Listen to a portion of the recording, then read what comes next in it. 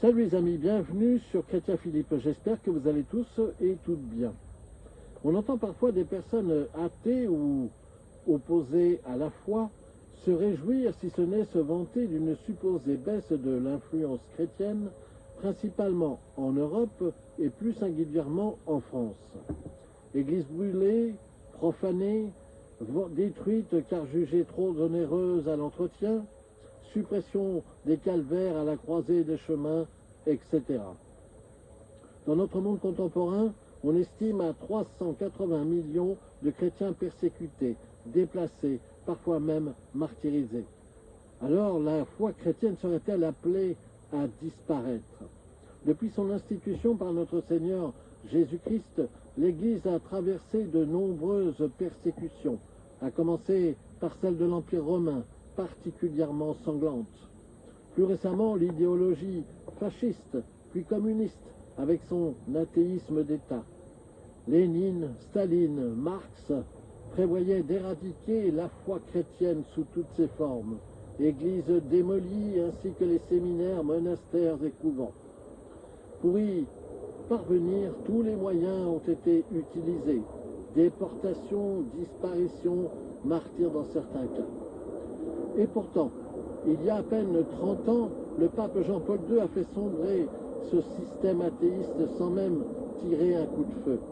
Aujourd'hui, l'Église reconstruit églises, séminaires, monastères, couvents, etc.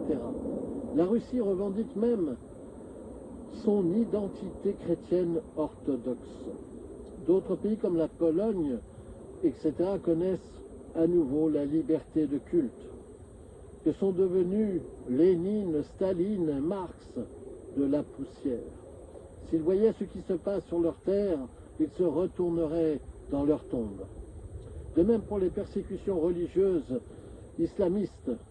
À Mossoul et autres villes ayant subi cette dictature, les églises ouvrent à nouveau.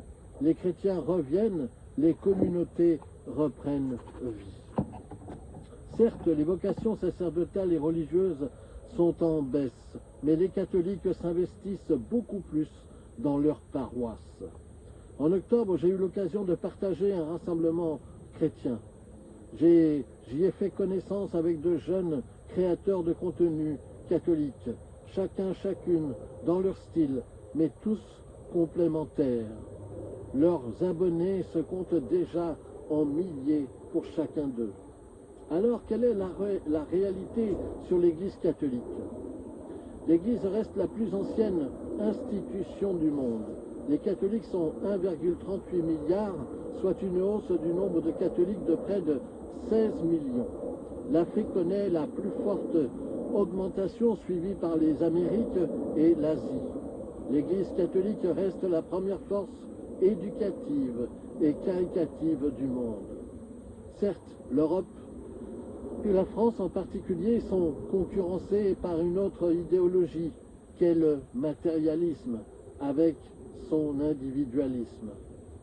En résumé, l'Église et sa foi chrétienne ont toujours supplanté les diverses idéologies contraires à la dignité de l'homme, comme le fascisme, le marxisme, l'athéisme, bref, toutes les dictatures idéologiques, car le Seigneur a promis d'assister son Église pour toujours.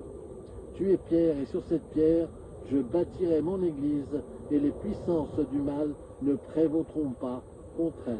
Matthieu chapitre 16. Car c'est au moment où l'Église paraît elle-même la plus faible qu'en réalité elle est la plus forte. Voilà, j'espère que cette petite réflexion vous a aidé à y voir un petit peu plus clair. N'hésitez pas à vous abonner, c'est gratuit, à partager cette vidéo, à me faire part de vos commentaires éventuels.